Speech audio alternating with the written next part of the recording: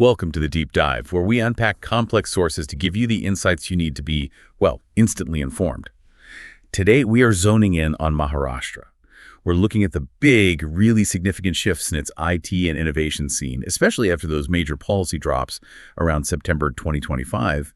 And our sources, they lay out this hugely ambitious, multi-pronged strategy. We're talking massive state investment in digital infrastructure, bold new policies built just for startups, and a crystal clear focus on high-value, deep tech services, the kind of tech that's going to define the next decade. Right. And what's so crucial to remember here is that Maharashtra isn't starting from scratch. Not at all. It's already India's biggest state economy, a real powerhouse in the service sector. It contributes, about 15.52% to India's total services gross value added? And for anyone who needs a quick refresher, GVA, that's gross value added, is basically the true measure of economic contribution, right? The value of what's produced minus the input cost. Exactly. It's the real bottom line. So our mission today is to figure out how the state plans to, strategically amplify that lead. Okay, let's unpack this then. We're looking at a deliberate strategy. This isn't just about being a major tech hub anymore. It's about cementing a position as a truly global services hub, but one focused on those premium high-skill domains. Let's start with just the sheer scale of the vision for the Mumbai Metropolitan Region, the MMR. The ambition here is, it's immense. The target for MMR's GDP is $300 billion by FY30. To grow that fast, you need some serious fuel. You do. We're talking somewhere in the range of $125 to $135 billion in private investment needed over just the next few years. That's a massive number. And this isn't just a broad hope for growth. The documents we've seen show it's structurally reliant on very specific tech sectors. The master plan for MMR, it identifies 7 core growth drivers, but 2 are really emphasized for the digital side. Okay, what are they? First is new age services, so think AI, cybersecurity, robotics, R&D, Industry 4.0, all that, and startups, of course. The second one is just data centers. So when you just isolate those 2 new age services and data centers, it sounds less like general growth and more like a precise engineering effort, pulling the economy toward these high-value sectors.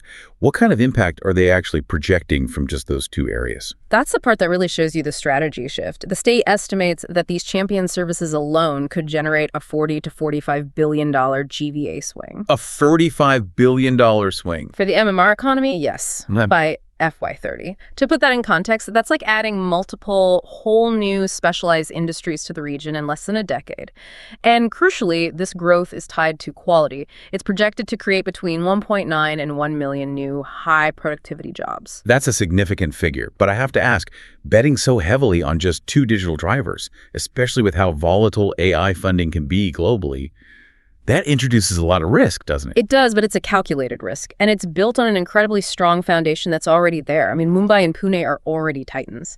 As of the last figures from 2023-24, Mumbai had 196 IT parks, Pune had 220. And together, they were bringing in 7.47 lakh crore in software exports and employing 23.6 lakh people directly. So the bet isn't on creating a tech industry from nothing. It's about retooling an existing one. Exactly. So the state is looking at this huge foundation and saying, okay, we have the scale, the quantity is there. Now we need to engineer the quality of the output. And that focus on moving from traditional services to deep tech, that justifies the next round of big policy changes. This is where it gets really interesting, because you see the institutional changes start to reflect that R&D goal. Maharashtra is putting some serious financial and institutional muscle behind its ecosystem with a new Maharashtra Startup, Entrepreneurship and Innovation Policy 2025. Absolutely. The targets under this policy are just designed to spark an explosion of activity. They're aiming for 50,000 startups and 1.25 lakh entrepreneurs in the next 5 years. 50,000 startups. And to house all this, they've planned a 300-acre Maharashtra Innovation City, a dedicated physical campus just for this deep tech ecosystem. And the money pipeline for these new companies is coming straight from the state. We saw a 500 crore Chief Minister's Maha Fund. That's right, and that's slated to support 25,000 early-stage entrepreneurs. So you've got state-backed seed funding right there, which reduces that early reliance on often volatile venture capital. But for deep tech founders, the real advantage has to be the specific resources they're promising, right? Oh, absolutely. This is the core of it. They are tackling the single biggest barrier to entry for AI and deep learning companies, the cost of compute.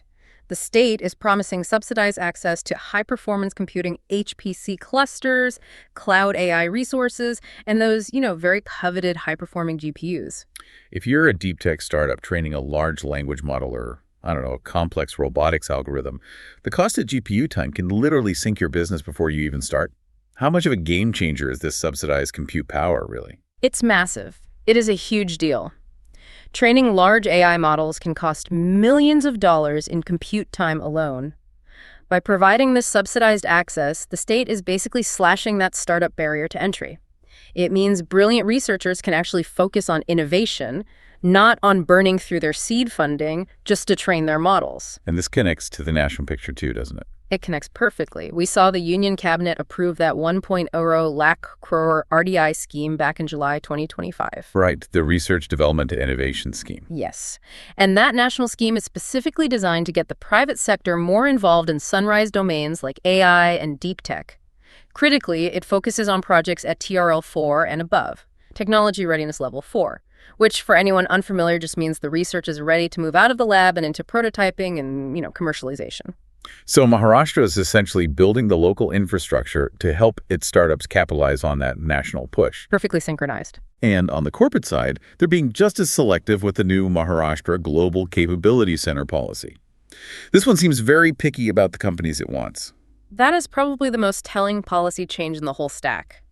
The GCC policy is all about driving investment in high-skilled jobs, so it's focusing on high-value functions, tech, finance, analytics, proprietary R&D, but, and this is the key, they explicitly exclude traditional BPO and call centers that serve third parties. Why exclude them so aggressively? What does that signal to the global market? It signals a complete reprioritization. They're essentially saying, we don't want your outsourced customer service centers, we want your strategic nerve centers. So they want the internal R&D hubs, the proprietary engineering teams? The analytics units that create high-value intellectual property. By excluding the low-value BPO, they make sure all the incentives and infrastructure are focused on attracting those truly strategic corporate functions. And it looks like the talent market is already reading that signal. The latest hiring data we have shows the strongest rise in startup jobs was in IT software and services. Its share of startup jobs jumped from 23% to 32% year on year.